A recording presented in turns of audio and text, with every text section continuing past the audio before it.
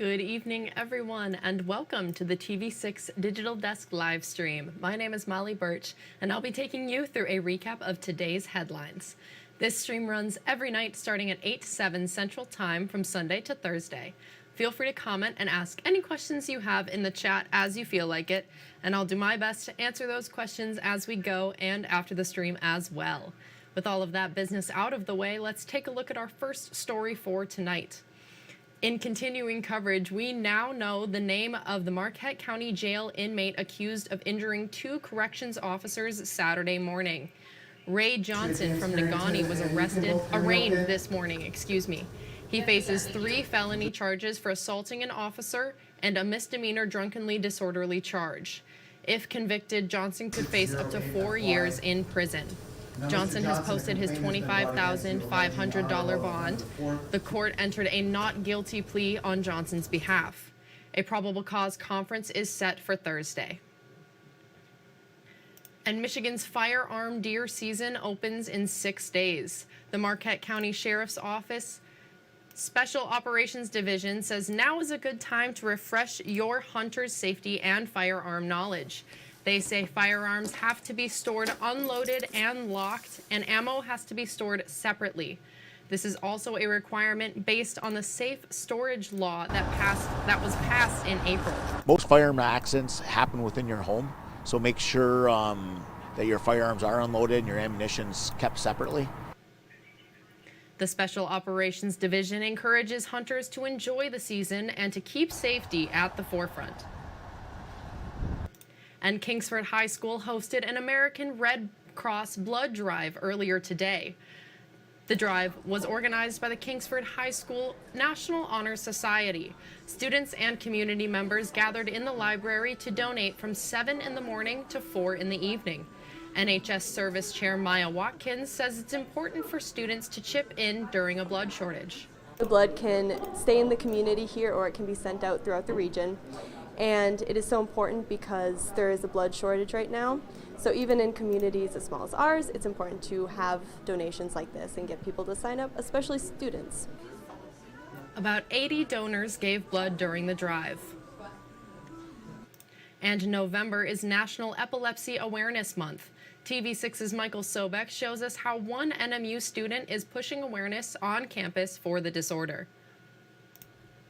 NMU senior Liz Preston was diagnosed with epilepsy at age 14. Preston has experienced seizures in class before and is promoting awareness for safe training and understanding of people who live with epilepsy. The Lower Michigan native says she found helpful resources by working with the Epilepsy Foundation. Kind of alone in the journey. I didn't know too many people with it, and then I discovered the Epilepsy Foundation when I was 16, and that made such a huge difference. I found a community. They offered so many resources and education, and so now that was all downstate, and I really want to bring some of that up here to the Upper Peninsula. There will be an in-person training Monday through NMU available to all students and staff, with an online version available as well. To bring further awareness, NMU students will be having a purple out during this Saturday's hockey game with a booth and donation opportunity. Preston also says having proper knowledge and training can help someone having a seizure. Instances where a student could be walking around in the cafeteria on campus, they could drop, they could fall, they could have a seizure, and knowing what to do is huge because it keeps them safe. It's even sticks them or saves them from, getting stuck with an ambulance bill because you don't have to call an ambulance every time. NMU spokesperson Derek Hall says when he first met Preston in class, he was impressed with her drive to educate on proper epilepsy safety. She said, "Hey, I'm Liz. I have epilepsy, and here's a card that explains what you should do if I have a seizure during class." And I was like, man, I've been doing this over 30 years, and I've never had a student do that. And I was impressed. To learn more about epilepsy and how to support the Epilepsy Foundation, go to uppermichigansource.com or the TV6 and Fox UP mobile news app. And if you're going to Saturday's NMU hockey game, wear purple. Michael Sobek, TV6 News, Marquette. Thank you, Michael. And the Marquette Food Co-op and the NMU Anishinaabe Language, Culture, and Community class are celebrating Native American Heritage Month. Co-op shoppers can join in on a native language scavenger hunt. Shoppers can search around the store for products that have signs depicting the Anishinaabe name of the food item.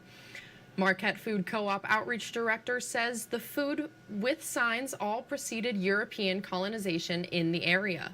Understanding the history of food and the history of the peoples who originally lived in this place can make us more mindful of our diet, make us more mindful of the food, make us more appreciative of the food. Participants can win a co-op gift card and a copy of the Decolonizing Diet Cookbook. The scavenger hunt will go until Monday. And this morning, the sounds of drum songs were heard at the Baraga area school's gym. Students started off their day with a powwow hosted by the Keweenaw Bay Indian community. Some students dressed up in their own regalia as students took part in the festivities with dancing.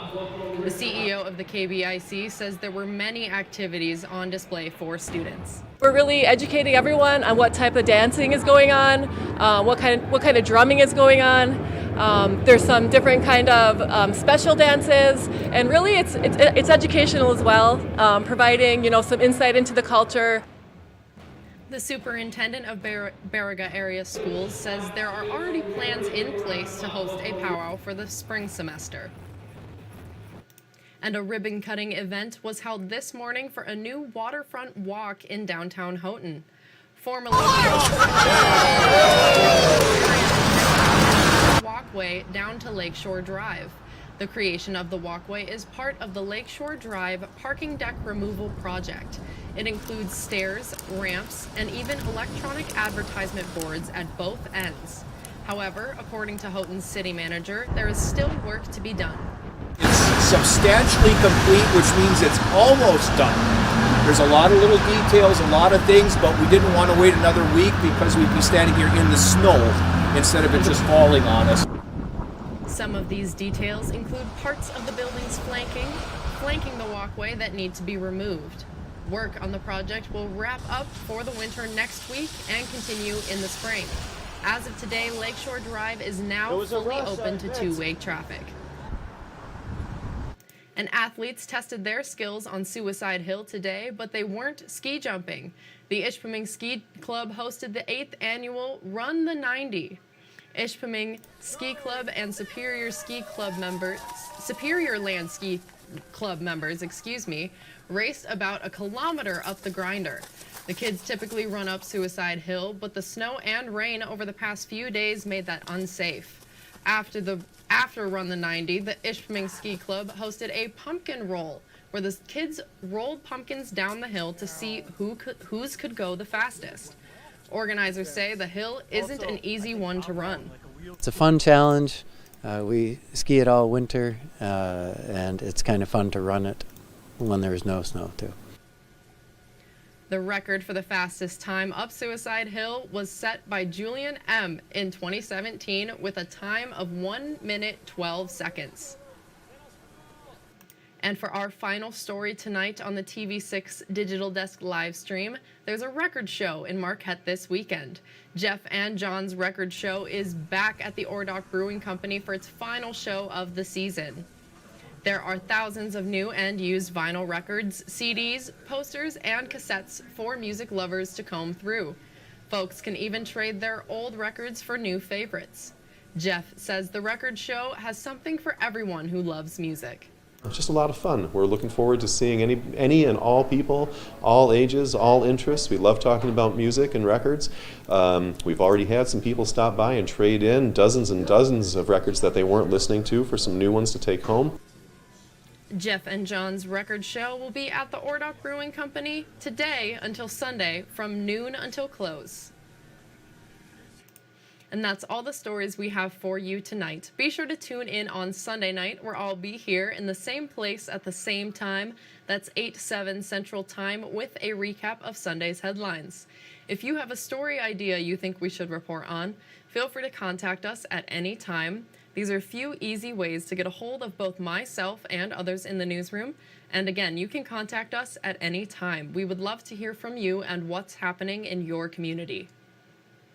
Thank you all again for joining me live at the TV6 Digital Desk. Have a great rest of your night.